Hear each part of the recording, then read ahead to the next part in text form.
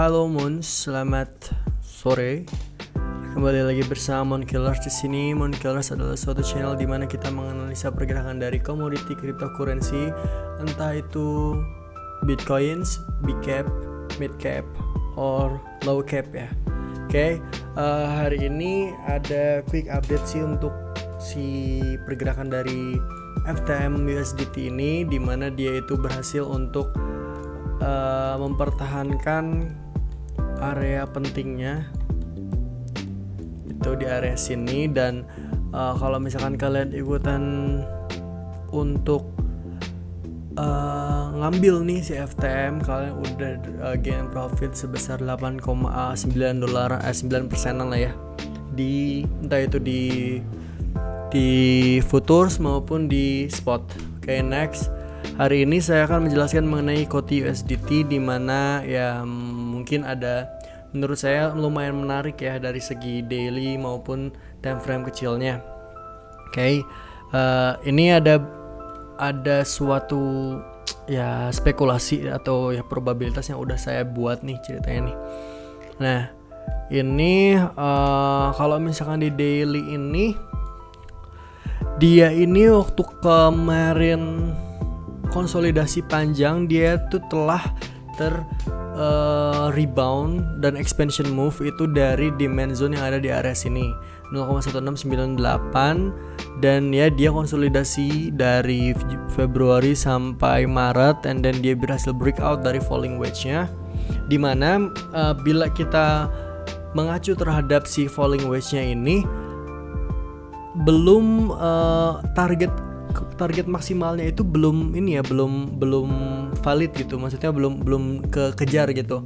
Nah, target selanjutnya si COTI USDT perpetual ini, ketika dia telah breakout dan sekarang ya dia itu sedang retest ya ceritanya nih. Di area retest ini ya kemungkinannya itu dia akan mencari untuk short term or mid term visionnya, dia itu akan menuju ke supply terdekatnya ini, di mana di area 0,36 sampai 0,39 dolar. Nah, bila dia itu berhasil untuk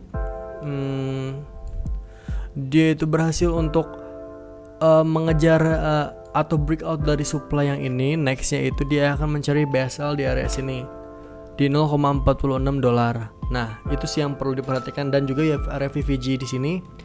Ini VVG 4 hour kalau gak salah ya. Dan ya mungkin ya fresh supply-nya itu masih lama sih. Nah, setelah itu dari zona-zona supply ini ya, dari zona supply ini yang perlu diperhatikan juga ada area demand-nya ya, dimana dia itu harus perlu untuk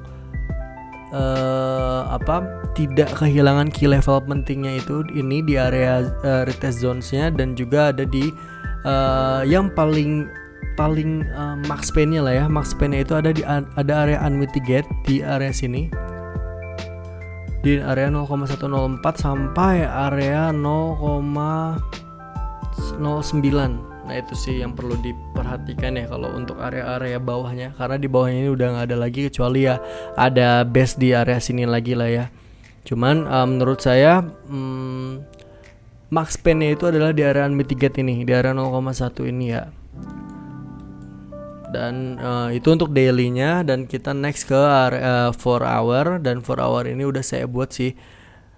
Dari ini ada skema kita menggunakan Elliott wave.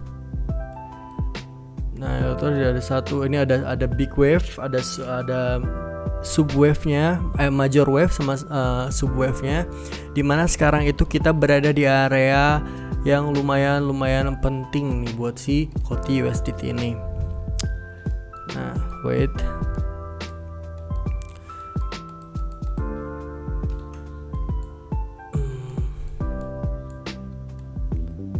35. Nah, setelah dia bikin ABC correction ini kan dia itu mencari major wave-nya lagi kan. Setelah dia ABC correction, major ABC correction, setelah dia membuat ABC correction ya berarti kan dia ulang lagi menjadi Elliott wave ke-1 dan mencari wave kedua, dan setelah itu wave 1 dan wave 2 ini kita ini sudah mencapai wave mau mencari wave 3 di subwave di major wave-nya, sorry. Nah, di wave 2 dari wave 2 ke wave 3 dari wave 2 ke wave 3 ini memiliki beberapa subwave-nya gitu. Entah itu ABC correction maupun Elliott wave gitu. Nah, ini ada di fase, kalau misalnya kita lihat di time frame kecilnya, ini tuh ada di fase correctionnya si ABC minor correction lah ya, bisa kita bilang, dimana setelah dia mendapatkan wave 5 itu dia itu mencari ABC correction. Nah, setelah ABC correction ini kalau misalkan di major wave-nya ini mencari setelah ABC correction ini dia mencari wave keempat untuk menuju wave kelimanya gitu, untuk menuju wave kelimanya. Nah, kenapa wave 5-nya ada di sana gitu? Berarti kan kita pakai Fibo extension kan ya. Fibo extension dari 2, 3 ke 5. Area sini 2, 3 ke 4, sorry. Nah, mungkin ke area 1 atau 1,2 di area sini gitu. Dan juga di area yang lebih tingginya lagi, ini adalah wave 3 dari major wave yang lebih besar dari wave yang ini. Nah, di sini di wave daily-nya gitu. Nah, yang perlu dia perhatikan bila kita melihat menggunakan probability Elliott wave ini adalah ya di sini key levelnya yaitu di 0,22 dan juga di 0,24, di mana di situ terdapat C correction, kemungkinan probabilitas C correction, dan juga wave 4 before another expansion move into the wave 5. Nah, di sini nih udah saya tanda juga sih, ini EW extend, opportunity long area, demand daily, golden ratio daily, C correction subwave, for wave, Elliott wave opportunity. Ya, jadi ada ya intinya ya confluence of support juga sih, mirip-mirip sama FTM. Dan next target untuk midterm-nya adalah area area 0,36 sampai 0,397, target midterm or long term, dimana kalau misalkan kita